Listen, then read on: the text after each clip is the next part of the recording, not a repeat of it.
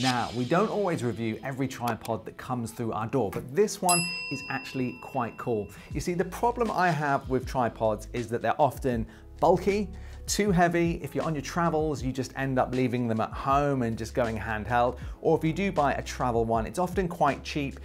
You put it up, you often realize it's too light for a big camera like the Sony a7S III, and the actual tripod head is way too stiff, so you end up getting juddery shots. Well, this is the brand new real travel tripod from Freewell. Oh, and just a heads up, we are not being paid for this review. This is not a sponsored review. Many companies often email us and tell us they're going to post us things through the post. We always say we're not necessarily going to do a review. We're certainly not going to be told what to say, and this is one of those reviews. We said we would take a look, we got it, and we were quite pleasantly surprised. So, on with the review. So whether you're doing photography or videography, the reason we haven't reviewed many travel tripods in the past is because they're just not really that good for heavy cameras especially.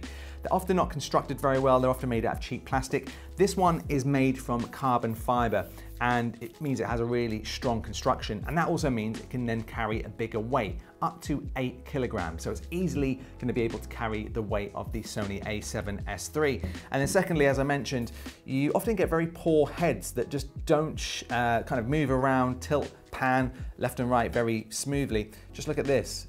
Look how smooth that is. You don't get any of those kind of juddery movements that you get. We do have another tripod that we use for our travels, and you know, often you want to do a nice pan and it'll just kind of judder or go really quick and then really slow. So this is really nice to see. Finally, a travel tripod that you can use for video. And then because it is made from carbon fiber, it's super light as well. Let's go over some of those specs. So when you put the legs down and you fold it all the way in, it goes down to 42 centimeters and weighs just 900 grams. 900 grams, just for reference, is actually lighter than a MacBook Air. So if you're gonna put this in the bag or in the side of your bag, you're not really gonna feel the weight. It can take cameras between 5 kilograms and 8 kilograms. So that's actually quite a hefty weight. Some of the tripods we've been sent in the past, we've not been able to review, or sometimes we don't even wanna take a look at because they have a weight limit of less than 1 kilogram. And that means if you are using a mirrorless camera like the Sony a7S III, maybe even a ZV-E1, if you have a bigger lens on there, it's not going to be able to take that weight, and often you find that the camera tips over. We haven't found it with this one. In terms of height, it can go from 160 millimeters to 1.5 meters in height. There's also this cool AirTag holder on the side here that you can bolt to the side of the tripod leg. This means when you walk away from your camera, you're gonna get a notification, and it means you're never gonna lose your tripod ever again. There's also a few hidden features within this tripod. The first being is the monopod mode. Now, this is something that I don't think I would use all that often with this tripod because it is so small and compact anyway. I don't see many situations where I'd want to turn it into a monopod, but if you do, maybe you're in a really tight situation or you're walking around a lot and you want the lightest possible mode of stabilizing your camera, you'll notice that one of these legs actually has a monopod icon. All you do is simply unscrew that leg. This is going to come off like this, and then you have essentially a monopod with you that you can take on the go. Now, I haven't weighed this, but it feels less than maybe 100, 150 grams. So if you are doing shoots, sometimes we do trade shows and we're walking around the NAB show, and Paul Lewis has to walk around with this heavy tripod. It's super heavy, he's got the camera in his hand. So you could just take this, put this up, and then if we're doing an interview for 20 minutes, it's going to stabilize your camera. As I say, I think most of the time we're going to use the tripod as is, but it's a nice feature to have. If you were thinking of buying a monopod as well, this is that all-in-one feature. Next, if you take the plate off, there is actually a bubble level there. Super handy, a lot of tripods don't have that. The only thing I don't like is that it's actually hidden underneath the plate. So once you've got the camera on, you won't necessarily know if your camera is level. So just make sure you check the bubble before you put the camera onto the tripod. So not perfect, but it's good it's there. The second thing you can do once you've taken off this plate, and I really like this, underneath it's got a hidden iPhone holder. So flip it around and it's got these two sort of legs that pop out, and then you can grip your iPhone and then put the plate back in this way up into your tripod. This means you can film with your iPhone on the go and you don't have to take another iPhone adapter with you. And then in terms of actually extending and locking the tripod, to extend the legs, you simply twist and then twist to the right, and that locks them in. You do need to make sure that you do twist it tight. If it is loose, it is going to sort of slide back up slowly.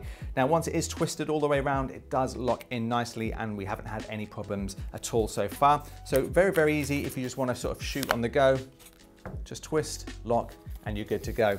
And then here you've also got these locking buttons at the top here, so you can kind of put your legs out, make sure they're locked in, just holding these down. They'll click into various positions, and then again, you're good to go. That just helps the tripod legs from separating out. Some of the cheaper ones don't have them on, and again, if you're on slightly uneven ground, you'll find that your tripod leg will start to slide and open up, and you could damage your camera. And then if we take a look to the sides, you can see you've got some quarter mounts there. So if you want to attach a microphone, maybe some lights, you can do that, and you can attach it to the side of this tripod. If you want to do some top-down shots, just take off the bottom red tab, unscrew this from the top here, and then you can put the legs out, fix this again in upside down, and then imagine this was a little bit higher up.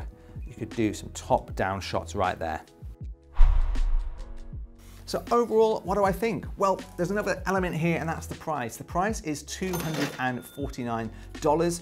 I think it is quite expensive, but it is one of the best travel tripods that we've seen. So if you are looking for a high quality tripod, I would definitely recommend it. It's just that it is quite up there in terms of budget. You can of course get much cheaper travel tripods, but I honestly wouldn't recommend them if you have quite an expensive camera. I just think if you're traveling around with a $3 camera like we've got and a £1,000 lens, the last thing you want to happen is for that camera to tip over when you're on your travels or you're out for work. This is going to ensure that doesn't happen. Also, secondly, it's quite hard to get a really good ball fluid head for a video tripod. So if you want to get those nice pans and tilts, again, it's something that could ruin your shot. If you're shooting weddings, for example, and you try and tilt and pan at the wrong time and it judders, you could ruin a shot that you might only have had one take to get. So it's something to bear in mind there. Let me know what you think in the comment section below, and I'll make sure to put a link to the product in the description box and comments section below. So thanks for watching, and I'll see you in the next video.